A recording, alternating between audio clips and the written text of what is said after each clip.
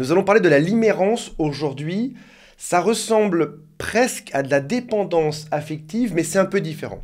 J'adore ce sujet, j'adore en parler, parce que beaucoup de gens, comme moi par exemple, j'ai longtemps pensé que j'étais dépendant affectif, mais quand je regarde le fonctionnement de la limérance, je me retrouve beaucoup plus dedans.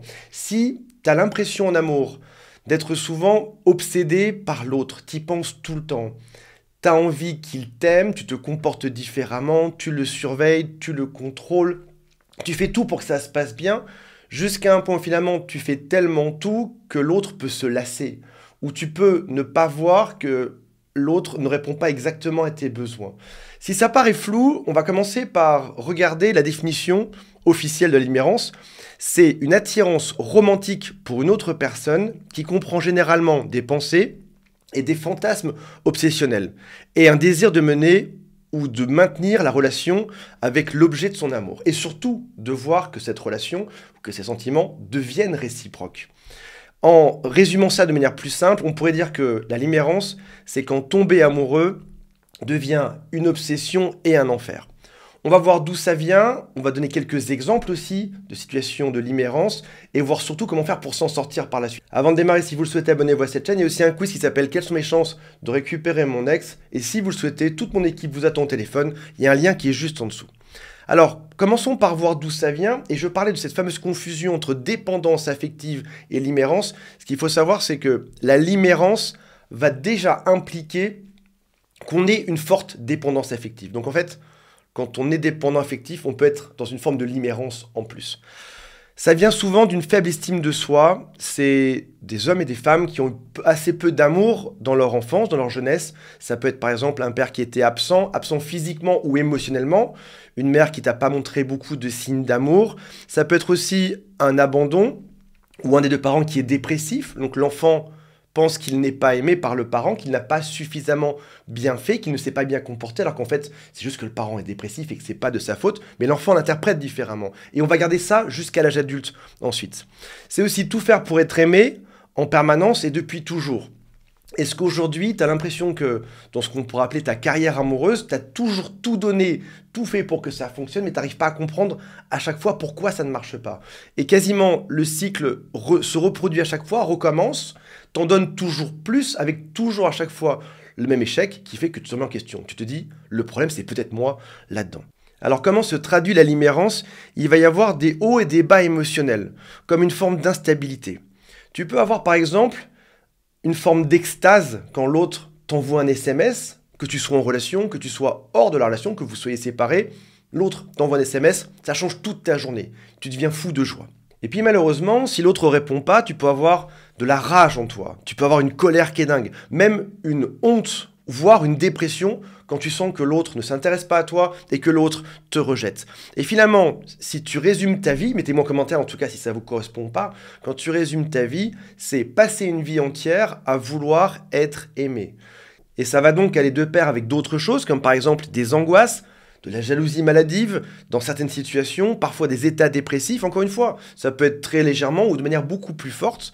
Et cette obsession, c'est quelque chose qui, dans un couple normal, quand on aime quelqu'un, on se rencontre et les 2-3 premiers mois, on parle de phase de lune de miel. C'est beau, c'est génial, on imagine l'autre comme étant parfait. Et puis à la fin de la phase de lune de miel, ça retombe. Là, c'est un état qui ne te retombe pas. L'obsession que tu as pour cette personne va être constante dans le temps. Ça peut durer pendant des années, tu auras toujours cette même obsession pour cette personne-là.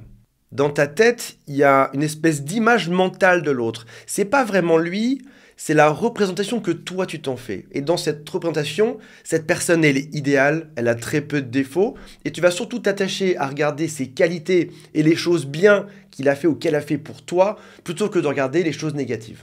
Alors on pourrait se dire que finalement la limérance ça ressemble beaucoup à de l'amour. Quand on aime quelqu'un, on est un peu comme ça. Sauf que là en réalité, on n'est pas vraiment amoureux de l'autre, on est amoureux d'une image bonifiée de l'autre. On est amoureux d'une représentation dans notre tête qui va comporter toutes les qualités de l'autre, aussi d'autres qu'on s'imagine qu'il pourrait avoir, ou la manière dont il pourrait se comporter. Et c'est pas de l'autre qu'on est amoureux, mais d'une vision interne de cette autre personne.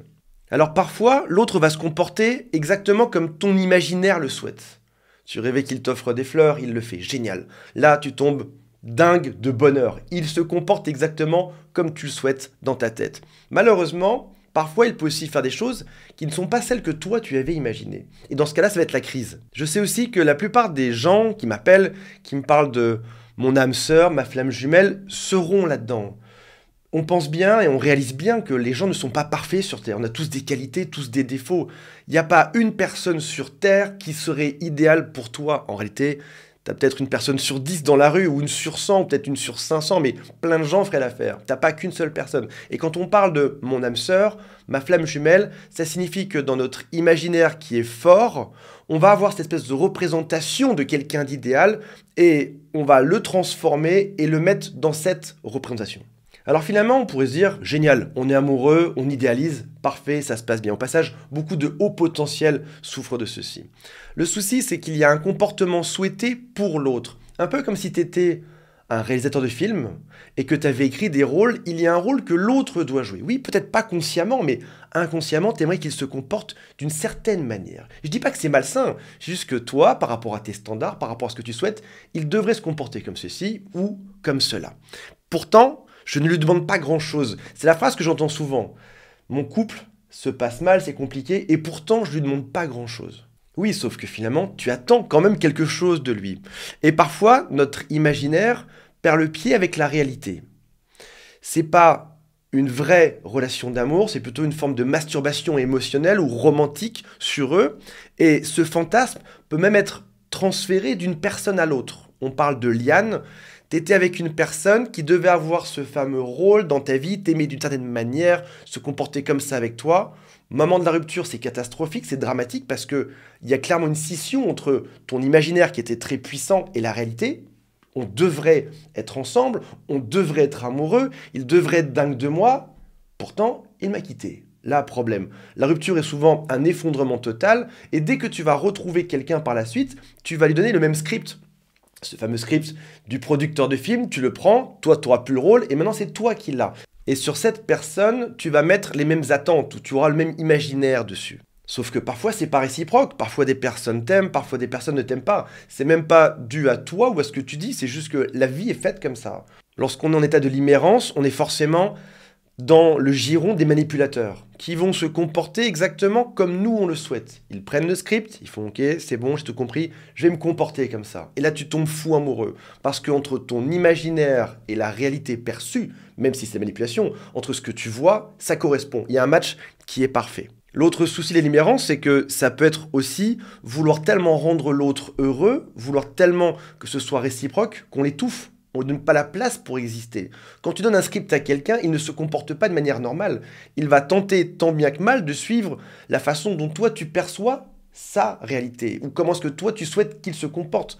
Sauf qu'en réalité, ce n'est pas sa personnalité, il est différent. Tu peux avoir aussi des ruminations mentales en permanence. Est-ce qu'il m'aime? Est-ce qu'elle m'aime? Est-ce qu'il pense à moi? Est-ce que ça va durer longtemps? Est-ce qu'on sera ensemble toute la vie, etc.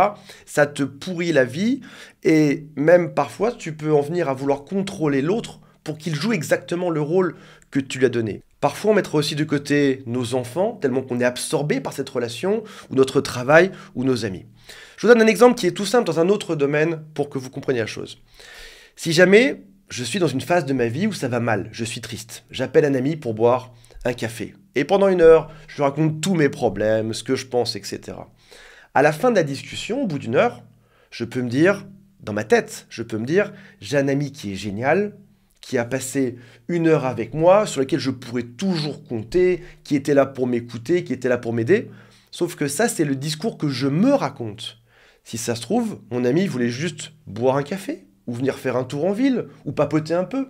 La différence est subtile, sauf que dans un cas, j'imagine ses intentions. Dans l'autre cas, si j'étais réaliste, je pourrais lui poser la question. Pourquoi t'es venu? Est-ce que t'as passé un bon moment? Comment ça s'est passé, etc. Je ne dois pas présupposer les intentions de l'autre, je dois l'écouter et l'observer. Et surtout pas penser à sa place ou vouloir qu'il se comporte d'une certaine manière avec moi. Autre signal qu'on est en pleine limmérance, c'est quand tout le monde te dit de te méfier de quelqu'un, tu es en couple avec la mauvaise personne, et toi, tu dis « vous ne me comprenez pas ». En fait, dans ta tête, tu gardes que les signaux qui t'arrangent et tu choisis mentalement de gommer tous les défauts qu'il y a de cette personne. Tu ne gardes que le bon parce que le bon correspond à ton scénario ou à celui que tu souhaites. Lorsqu'on est autant dans l'imaginaire, quand on est tourné vers l'intérieur, finalement, on ne rencontre jamais la personne avec qui on est en couple. On peut même passer des années en relation avec quelqu'un sans savoir qui c'est. Tu es en couple avec une version imaginaire de l'autre. Encore une fois, je ne parle pas d'être dans un asile psychiatrique ou d'être complètement dingue. C'est juste que tu prêtes des intentions à quelqu'un que tu n'as pas vraiment observé. C'est tellement fort en toi, ce besoin de rencontrer un certain type de personne, qu'il va juste jouer le rôle et que tu vas t'accrocher à ce rôle-là. Et que finalement, de relation en relation, à chaque fois, tes partenaires ont à peu près le même rôle. Comment faire pour s'en sortir? Il faut comprendre l'importance du fantasme. Lorsqu'on se tourne vers l'intérieur, on parle d'introjection, quand on est tourné vers l'intérieur, c'est qu'on se protège. Il y a quelque chose de rassurant à créer cette espèce d'amour imaginaire, encore une fois, rien de psychiatrique, mais de créer une version imaginaire parce qu'il y a quelque chose de rassurant. J'ai besoin que cette personne ait ce rôle-là, c'est un rôle que je connais, c'est un rôle qui, moi, me rassure.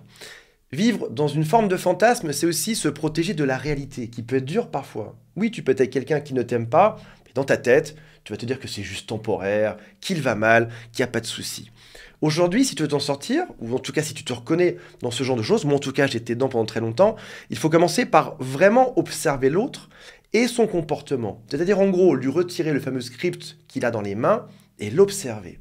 C'est-à-dire par défaut, si je ne te contrôle pas, si je ne te force pas, si je ne te demande pas de preuve d'amour, comment est-ce que tu vas te comporter? Qu'est-ce que tu vas faire au quotidien? En gros, c'est dans un couple, laisser à l'autre sa liberté et voir comment est-ce que l'autre se bouge, qu'est-ce qu'il dit, qu'est-ce qu'il fait. À ce moment-là, tu vas avoir des moments qui seront authentiques avec les gens, pas que dans le couple, mais aussi avec tes amis. Observe-les de manière honnête et franche, sans rien leur demander, pour voir comment est-ce que ces personnes se comportent. Qu'est-ce qu'ils veulent?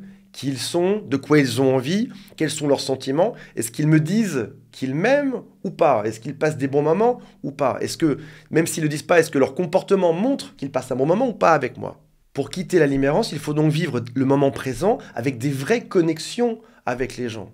Et surtout, c'est se poser la question, est-ce que je suis vraiment connecté à cette personne ou est-ce que je suis connecté à une histoire dans ma tête? Si jamais tu vis dans une forme de limerence, tu vis seul quelque part. Tu vis seul mais accompagné par quelqu'un d'autre. Tu vis seul, il y a toi et ton fantasme de relation et accompagné par un humain qui incarne cette forme de fantasme aujourd'hui. Mais finalement, tu vas être seul parce que tu auras trop internalisé cet amour. Il est temps aujourd'hui de laisser la place à l'autre sans l'influencer, de jouer le rôle que tu as prévu pour lui et surtout accepter que l'autre peut être différent. Tu peux avoir des sentiments pour quelqu'un qui ne sont pas réciproques. Ou alors tu peux avoir des sentiments et les exprimer d'une manière et l'autre peut les exprimer d'une autre manière et tu n'as pas à contrôler ça, tu n'as pas à changer le cours de destin. Voilà mes amis, si vous souffrez de limerence, appelez mon équipe, bougez dessus, il y a un lien qui est juste en dessous, j'ai hâte de voir vos commentaires pour savoir si vous êtes reconnu dans ce type de fonctionnement psychologique ou pas. Salut à tous, bye.